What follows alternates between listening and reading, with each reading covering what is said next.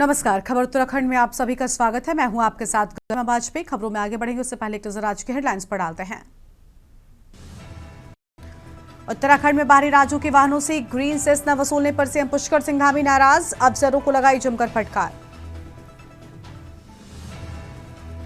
ने दिखाई देश को एक नई दिशा, सीएम पुष्कर सिंह धामी बोले मुस्लिम बच्चों को शिक्षा के क्षेत्र में मिलेंगे समान अवसर।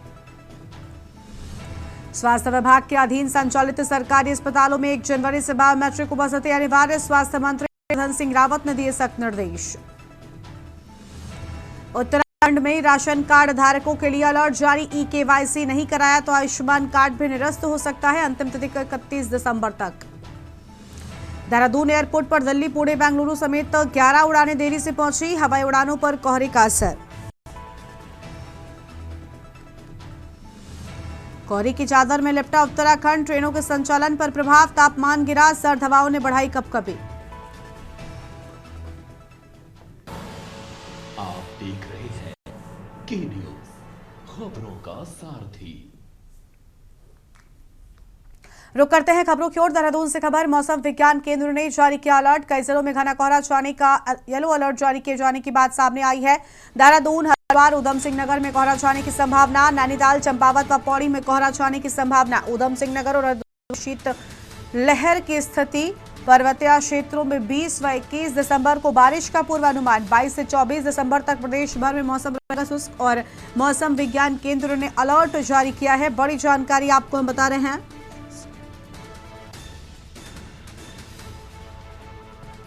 अहम जानकारी आपको हम बता रहे हैं।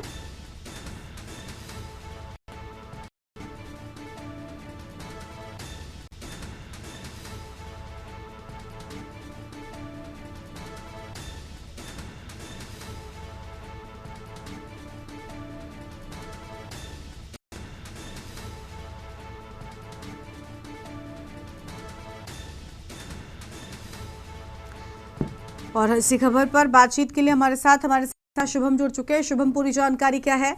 कोहरा छाने की संभावना है देहरादून, हरिद्वार और उधम सिंह नगर में। जी गरिमा, मैं आपको बता दूं कि प्रदेश में ठंड ने दस्तक दे दी है। कई दिनों से प्रदेश के मैदानी क्षेत्रों में सुबह शाम कोहरा देखने के लिए मिल रहा है। इसी को लेकर के मौसम विभाग ने भी जो है येलो अलर्ट जारी किया है। आपको बता दें कि मौसम विभाग द्वारा आज प्रदेश के कई जिलों में घना कोहरा छाए रहने का अनुमान जताया गया है और पहाड़ी क्षेत्रों की बात करें तो 20 व 21 दिसंबर को बारिश व बर्फबारी होने का पूर्वानुमान भी जताया गया है। साथ ही 22 से 24 दिसंबर तक प्रदेश भर में मौसम शुष्क बने रहने की संभावना जताई गई है। शासन प्रशासन मौसम को लेकर के पूरी तरह से दिलाई दे रहा है। जो बेसहारा लोग हैं, गरीब लोग हैं, उनके लिए नगर निगम द्वारा रैन बसेरे बनाए गए हैं। देहरादून की बात करें तो अभी भी देहरादून में बादल छाए हुए हैं। जी गरिमा, बहुत शुक्रिया शुभम आपका हमारे साथ जुड़ने के लिए और अहम जानकारी के लिए। बड़ी खबर आपको हम बता रहे हैं जहां पर घना कोहरा छाने की संभावना, उधम सिंह नगर और हरिद्वार में शीतलहर की स्थिति भी नजर आ रही है। अहम जानकारी आपको हम बता रहे हैं।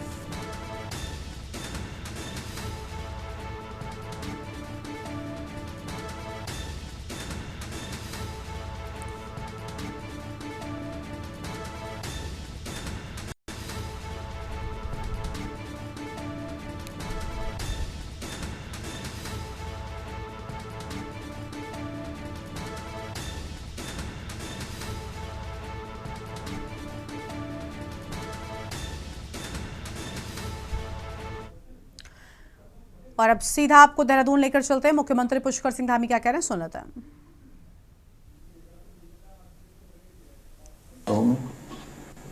मंच पर आसीन हमारे राज्य के कृषि, कृषक कल्याण, सैनिक कल्याण, ग्रामीण विकास एवं अनेक विभागों के मंत्री आदरणीय गणेश जोशी जी, राजपुर विधानसभा देहरादून के हमारे लोकप्रिय विधायक आदरणीय खजानदास जी, रायपुर विधानसभा के लोकप्रिय विधायक आदरणीय उमेश शर्मा काऊ जी, कैंट विधानसभा के लोकप्रिय विधायक आदरणीय सविता कपूर जी, प्रमुख सचिव नियोजन आर मीनाक्षी सुंदरम जी, सचिव नियोजन डॉक्टर श्रीधर बाबू आतंकी जी एवं सभी विभागों से आए हुए हमारे सभी अधिकारीगण, सभी जनपदों से आए हुए सभी अधिकारीगण, सभी कर्मचारीगण, मातृशक्ति, उपस्थित हमारे पार्टी के श्री पूनम नौटियाल जी और अन्य महानुभाव, सभी विभागों के अधिकारीगण, मीडिया के सभी मित्र, मैं आप सभी का आज इस कार्यक्रम में उपस्थित होने पर आप सभी का मुख्य सहयोग सदन में आप सबका हार्दिक स्वागत करता हूं, आप सबका अभिनंदन करता हूं। और हम सभी के लिए ये बहुत गर्व का विषय है कि नीति आयोग द्वारा संचालित आकांक्षी जनपद, आकांक्षी विकासखंड कार्यक्रम के अंतर्गत प्रमुख केपीआई की पूर्णता में उत्कृष्ट प्रदर्शन करने वाले हमारे राज्य के उधम सिंह नगर जनपद एवं हरिद्वार जनपद को पुरस्कृत किया गया है। वहीं गदरपुर, मोरी और स्यालदे विकास खंडों ने भी विभिन्न सूचकांकों में उल्लेखनीय उपलब्धियां प्राप्त करके हमारे प्रदेश का नाम पूरे देश में ऊंचा किया है। मैं इस अवसर पर सम्मानित होने वाले सभी आकांक्षी जनपदों एवं विकासखंड के सभी अधिकारियों को, कर्मचारियों को और की पूरी टीम को हृदय से सबको बधाई देता हूं, शुभकामनाएं देता हूं। भाइयों बहनों, आदरणीय प्रधानमंत्री श्री नरेंद्र मोदी जी के दूरदर्शी एवं कुशल नेतृत्व में सबका साथ, सबका विकास, सबका विश्वास और सबका प्रयास के मंत्र के साथ आज देश के समग्र विकास के लिए निरंतर प्रभावी कदम लगातार उठाए जा रहे हैं। ऐतिहासिक निर्णय देश के अंदर लिए जा रहे हैं और इसी क्रम में माननीय प्रधानमंत्री जी ने वर्ष 2018 में आकांक्षी जनपद जिला कार्यक्रम, आकांक्षी विकासखंड कार्यक्रम की शुरुआत 2023 में और 2018 में आकांक्षी जनपद की गई थी, जिनके अंतर्गत देश भर में 112 जिलों और 5 विकासखंडों को विकास की मुख्य धारा से जोड़ने के लिए वृहद स्तर पर देश के अंदर प्रयास किए जा रहे हैं। अनेक कार्यक्रम चलाए जा रहे हैं, जिसके अंतर्गत स्वास्थ्य, शिक्षा, इंफ्रास्ट्रक्चर, पोषण, कृषि, सामाजिक विकास और वित्तीय समावेशन जैसे महत्वपूर्ण क्षेत्रों में सुधार अभूतपूर्व से किए जा रहे हैं। इस योजना के अंतर्गत हमारे प्रदेश में भी दुगड्डा, मोरी, गदरपुर, स्यालदे, बहादुराबाद और कपकोट को शामिल किया गया है और हमारी सरकार ने नीति आयोग के द्वारा चयनित इन सभी 6 विकास खंडों के साथ साथ राज्य के अन्य 9 जनपद को भी इस महत्वपूर्ण पहल से जोड़ने का कार्य किया है। और ये गर्व का विषय है कि नीति आयोग द्वारा जारी आकांक्षी जनपदों की रैंकिंग में हमारे हरिद्वार जनपद को वर्ष 2022 में देश में सर्वश्रेष्ठ स्थान प्राप्त हुआ।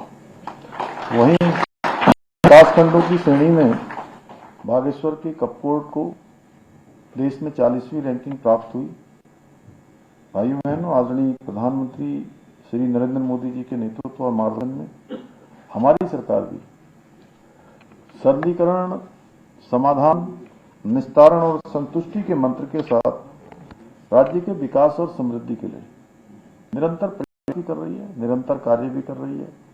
अनेक नवाचारों को भी हम अपना रहे हैं और व्यवहारिक रूप से जो दृष्टिकोण हमारी नीतियों में होना चाहिए, कार्यक्रमों में होना चाहिए, उन सभी को अपने कामों में भी लाया जा रहा है।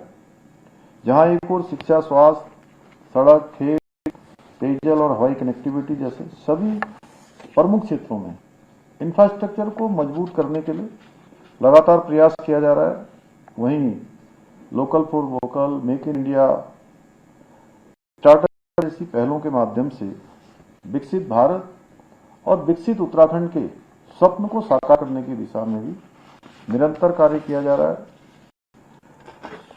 हमारी सरकार देश में औद्योगिक विकास को प्रोत्साहित करने के लिए भी निरंतर कार्य कर रही है और इसी को ध्यान में रखते हुए वर्ष 2023 में दिसंबर माह में यहीं देहरादून में इन्वेस्टर ग्लोबल समिट का आयोजन किया गया था और इस ग्लोबल समिट में हम सबके लिए एक बड़ा अच्छा अनुभव ये रहा कि जब कभी भी समिट होती थी तो समिट के बारे में एक धारणा बन गई थी कि समिट होती है, लोग आते हैं, एमओयू साइन करते हैं, लेकिन धरातल पर उतरता नहीं है। जब हम समिट कर रहे थे तो हमको, मैंने माननीय राज्यपाल महोदय से उनका परामर्श लेने के लिए मैं उनके पास गया था, तो उन्होंने कहा कि आपकी क्या अपेक्षा है। तो मैंने उनको कहा कि हम सोच रहे हैं कि 2-2.5 लाख करोड़ रुपए का एमओयू हो जाएगा। तो मेरा भी पहला अनुभव था, आप सबको तो पता है, जब मैं मुख्यमंत्री के रूप में इस जिम्मेदारी पर आया तो बहुत अनुभव नहीं था मेरे पास। कभी गणेश जोशी जी की तरह मंत्रिपरिषद में भी नहीं रहा था मैं। तो मैंने ऐसे ही कहा उनसे, मैंने कहा 2-2.5 लाख करोड़ का हो जाएगा जी, तो बहुत हो जाएगा। तो उन्होंने भी कहा कि हाँ 2-2.5 लाख करोड़ हो जाए तो अच्छा है, बहुत अच्छा रहेगा। उसके बाद हमने प्रत्येक बड़े शहर में देश के और दुनिया के भी कुछ शहरों में, और मुझे पहली बार लंदन भी जाने का अवसर मिला इसमें, पहली बार ही दुबई भी गया, पहली बार मैं अबू धाबी भी गया। बहुत सारे ऐसे स्थान हैं जिसमें मैं पहली बार गया, और ये मेरे साथ बड़ा संजोग भी है कि सब पहली बार ही होता है।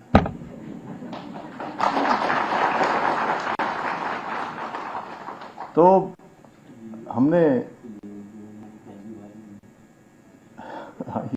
पहली बार तो प्रधानमंत्री जी आए हमारे, 8 और 9 तारीख को हमने यहाँ इन्वेस्टर समिट आयोजन किया, और जिस शहर में हम जा रहे थे एक अच्छा अनुभव ये हो रहा कि कहीं 15,000, कहीं 20,000 करोड़ के, कहीं 25,000 के, कहीं 40,000 करोड़ के, लगातार हमारे निवेशकों के साथ समझौते पर, हमारे ज्ञापन पर समझौते होते जा रहे थे, हस्ताक्षर हो रहे थे। और ऐसा करते करते करते लोग कहते हैं कि जिस दिन सबमिट होती है उस दिन जो है सारे लोग एक साथ हस्ताक्षर करते हैं और फॉर्मेलिटी पूरी करके चले जाते हैं।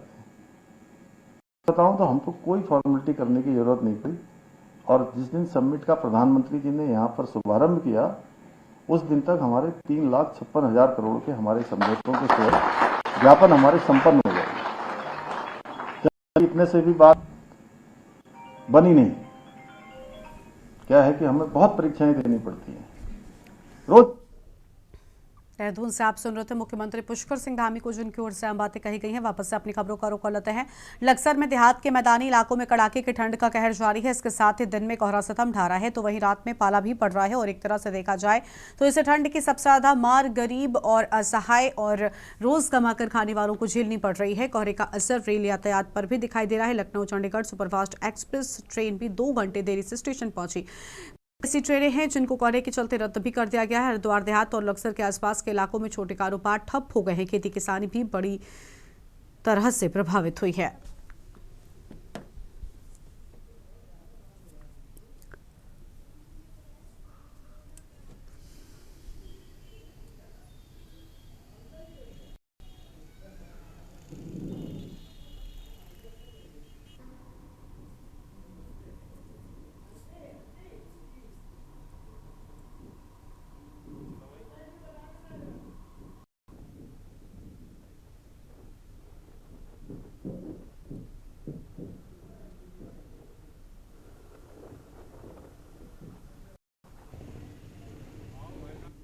फिलहाल तक तो कोई ऐसा बंदोबस्त है नहीं। पहली योजनाओं में तो सर्दी से पहले ही जो अलाव की व्यवस्था कर दी जाती, पर अभी तक तो इस तरीके का कोई भी कहीं भी अलाव दिखाई नहीं दे रहा। अभी तक तो कोई ध्यान है नहीं, पर 1-2 दिन में वैसे ध्यान हो जाएगा जहाँ तक उम्मीद है। नगर पालिका की तरफ से अलाव की कोई व्यवस्था फिलहाल नहीं है। और व्यवसाय की मैं आपको बताऊं, ठंड होने की वजह से गांव देहात से जो घाघ निकल का था फिलहाल कुछ नहीं है, और व्यवसाय बिल्कुल खत्म हो गए। जो फिलहाल कोहरे के चलते लगातार ट्रेनें बहुत विलम्ब से आ रही है, क्योंकि लंबी दूरी की ट्रेन है यहाँ पर, और लोकल ट्रेन यहाँ पे लगभग सब बंद हो चुकी है। अगर लोकल ट्रेन चले तो निश्चित रूप से यात्रियों को सुविधा होगी। आज आप जगह जगह देख रहे हो यात्रियों का जमावड़ा दिख रहा है चारों ओर, जो यात्री जो छोटी जिसको रुड़की और आसपास भी जाना है उसके लिए वास्तव में कोई ट्रेन नहीं है। निकलने का तो व्यवसाय क्या करेगा, आदमी क्या नहीं करेगा, दुकानदार। नगर पालिका की तरफ अब तक तो कोई व्यवस्था नजर नहीं आई है बाजार में। और यहाँ पर रुकते हैं एक छोटे से ब्रेक के लिए, चल लौटेंगे।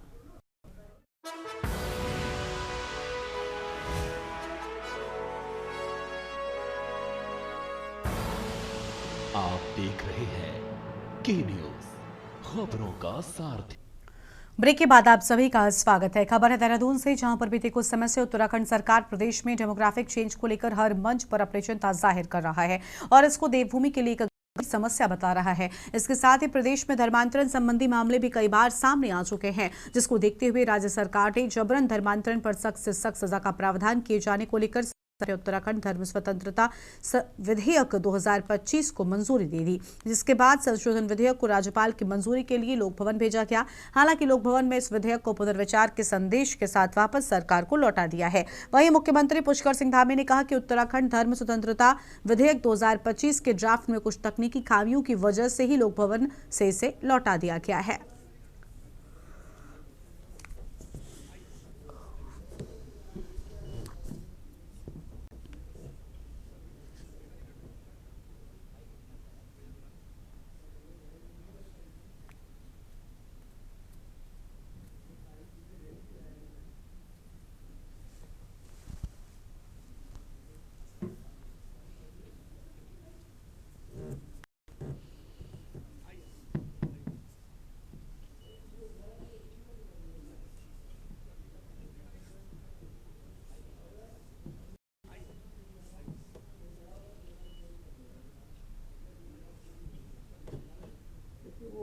अनेकों बार हम लोग सरकार बहुत सारे विधेयक वहाँ भेजती है और उसमें राजभवन उसका परीक्षण करता है और परीक्षण करने के बाद उसमें कोई सुधार करने होते हैं तो सुधार के लिए वापस आते हैं और सुधार के बाद फिर वापस भेजे जाते हैं। हमको सुधार करके फिर से भेजेंगे वहाँ। और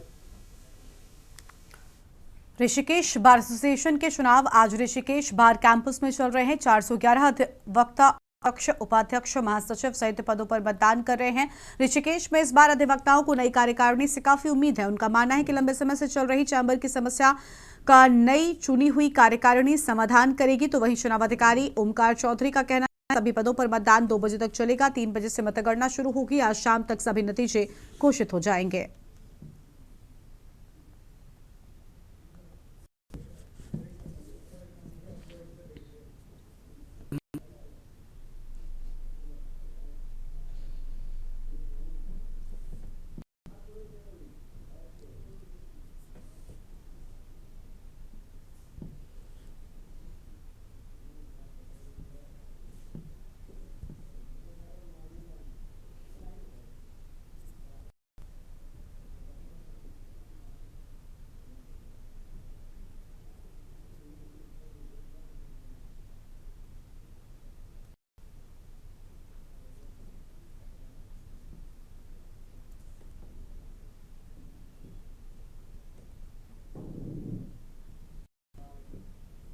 कार्यकारिणी अब आएगी, इनको शुभकामनाएं देना चाहता हूं। और निश्चित तौर पर अपने वकीलों की समस्याएं होती हैं और अभी आप देहरादून में देखिए चेंबर को लेकर जो समस्या थी वो एक जज की तरह समस्या इस केस में भी हम बार अपने उच्च न्यायालय से जो हम जमीन की मांग की है, सरकार से जमीन की मांग की है और वही समस्या यहाँ पर भी है।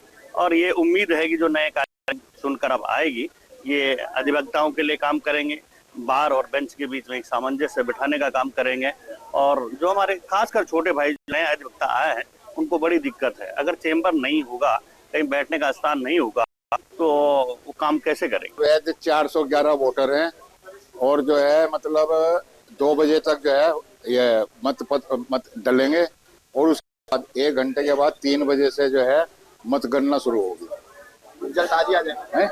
रिजल्ट आज ही आ जाएगा। मतलब कितने प्रत्यक्ष मैदान में है टोटल सभी पदों के? अब तो इतना पता नहीं। उपाध्यक्ष पे 7 हैं, महासचिव पे 6 हैं, अध्यक्ष पे 2 हैं, कोषाध्यक्ष पे 3 हैं और ऑडिटर और उस पर 2 हैं और एक वो जो है लिखित पुस्तकालय वो निर्विरोध मत अभी घोषित नहीं हुआ पर हो जाएगा। प्रशासन ने बुलडोजर एक्शन तेज कर दिया है। बिहार में यूपी सिंचाई विभाग की भूमि पर अवैध कब्जों के खिलाफ आज धामी सरकार का बुलडोजर गर्जा। शहर से लेकर देहात तक सरकारी और सिंचाई विभाग की जमीन पर किए गए अतिक्रमण को चिन्हित कर लगातार कार्रवाई की जा रही है। जिलाधिकारी मयूर दीक्षित ने दो टूक कहा कि हरिद्वार में किसी भी सूरत में सरकारी और सिंचाई भूमि पर अतिक्रमण बर्दाश्त नहीं किया जाएगा। प्रशासन की इस कार्रवाई के दौरान भारी पुलिस बल तैनात रहा ताकि किसी भी तरह की कानून व्यवस्था न बिगड़ने पाए।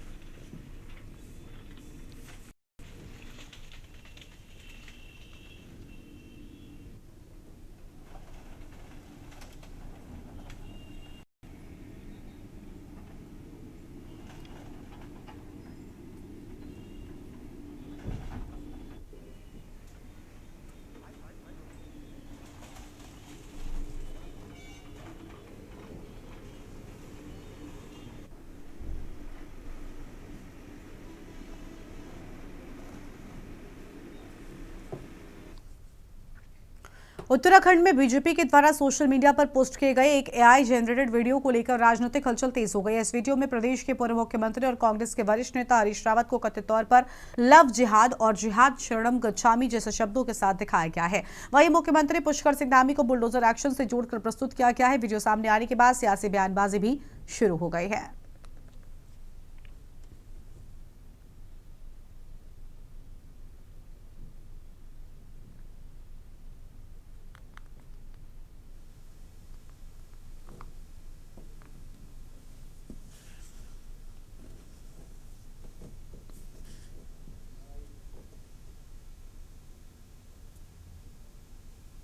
देखिए, कांग्रेस का हमेशा हमेशा एक इस देश के प्रति एक तुष्टीकरण का जो भाव रहा है, वही कहीं न कहीं हरीश रावत जी ने भी अपने अनेक बयानों में, और जब वो मुख्यमंत्री थे तब भी उन्होंने इस प्रकार के जो कार्य किए हैं, तो उसके कारण से जो उनका वीडियो आया है, तो वो वीडियो कोई ऐसा असत्य नहीं है। उनकी मानसिकता यही है कि तुष्टीकरण के नाते ही कांग्रेस आगे बढ़ना चाहती है, और जबकि उत्तराखंड में इस तुष्टीकरण का कोई स्थान नहीं है। उत्तराखंड देवभूमि है और सनातन को हम लोग मानने वाले हैं, इसलिए एक वर्ग विशेष को हमेशा कांग्रेस प्रोत्साहन देती है, और उसी के कारण से कहीं न कहीं वो वीडियो आई है। क्या लगता है कि इस बुलेटिन में इतना ही। तमाम बड़ी खबरों के लिए आप देखते रहिए के न्यूज़ इंडिया। नमस्कार।